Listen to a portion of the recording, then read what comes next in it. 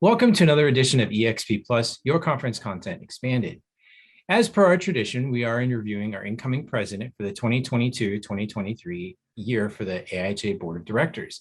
This year, we're very excited to introduce to all of you Donna Heidel, who has been an amazing leader on our board, as well as in the industrial hygiene sector in itself.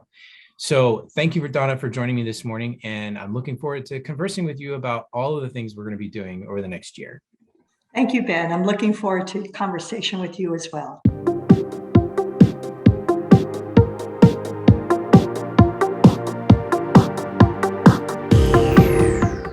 My initial engagement with AIHA was as a member of the Delaware Valley section. This section has been renamed the Philadelphia section. The monthly meetings included a pre-dinner speaker, dinner, and a post-dinner speaker. The meetings were well attended and the speakers presented on current IH topics. Shortly after joining the local section, I began to present at the meetings and connected with two AIHA fellows who served as mentors to me. One was elected to the role of AIHA president. I was then elected to treasurer and then on to president of the local section. My active engagement with the local section provided me with opportunities to speak and receive the feedback that I needed early in my career. I discussed challenging projects over dinner with members that could provide solutions that I had not considered, and it supported my understanding of our association.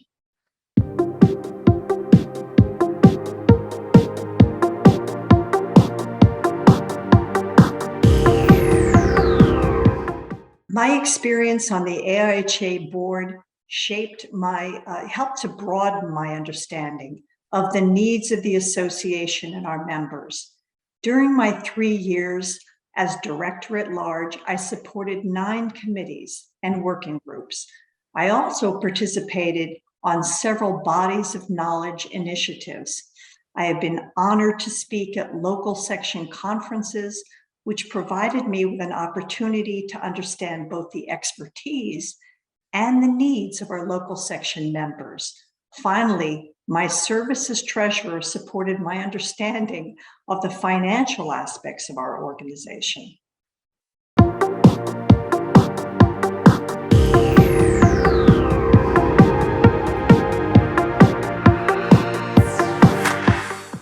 Despite the fact that the pandemic required that most of the board's interactions be virtual for the past 2 years, I've noticed increased collaboration among the board members and AIHA staff. The board and staff recognize the value of and seek diversity of viewpoints and experience. This has resulted in a broader range of products and services to support our members.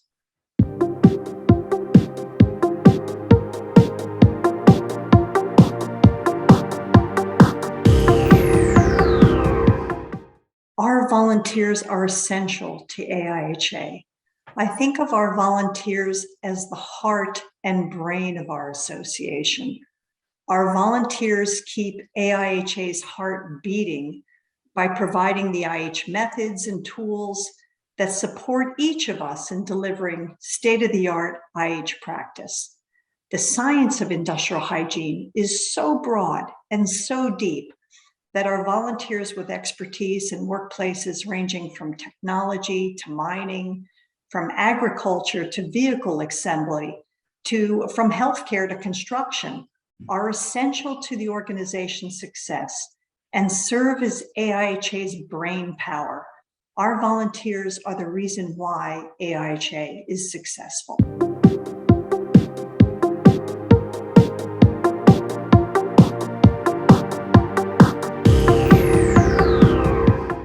My biggest challenge for the upcoming year is that we have developed a robust strategic plan that includes collaboration with stakeholders on the Define the Science Advisory Group, with the goal to define and manage a standing OEHS research to practice agenda.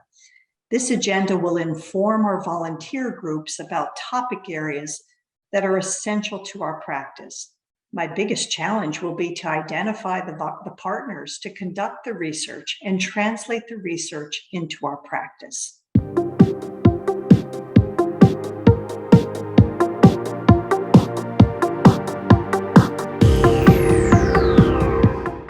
I am most excited about the application of our knowledge, skills, and abilities to new challenges and the future of work. Our profession's contributions to the management of the transmission of the virus that causes COVID-19 are remarkable. The presentations, webinars, guidelines, and care checklists, posters, and FAQs have made significant contributions to the public's health.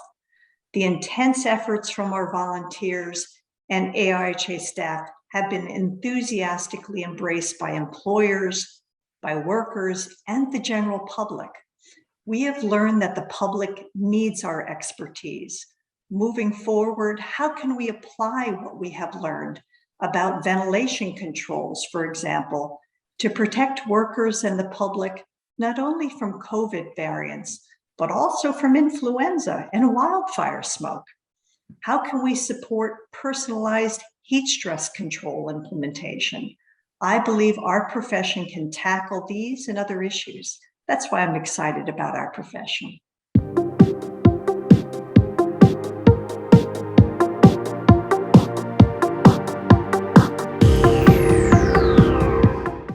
My top priorities for the coming year as president, well, first, I want to continue to build on the momentum to achieve our vision to accelerate worker protection by advancing our science, practice, and standards of care. Next, I will align our standards of care, the exposure assessment process, and advancements in sensor technology to monitor exposures to the future of work. These include, for example, gig workers, including thermal stress to last mile delivery drivers, remote workers, and advanced technology and robotic systems. In addition to controlling exposure to these hazards, I believe we need to evolve our IH practice to include emotional stress to workers associated with these new work environments. Finally, I continue to be really passionate about including OEHS exposure controls into the design of workplaces, work methods, processes, and equipment, developing the framework for our IH practice to participate in design reviews and equipment specifications and testing will support the implementation of controls at the top of the hierarchy. So thank you, Donna, for sharing with us your inspiration, your ideas, your vision for the future. It's just continuing a great trend of some amazing presidents we've had with the association over the last several years.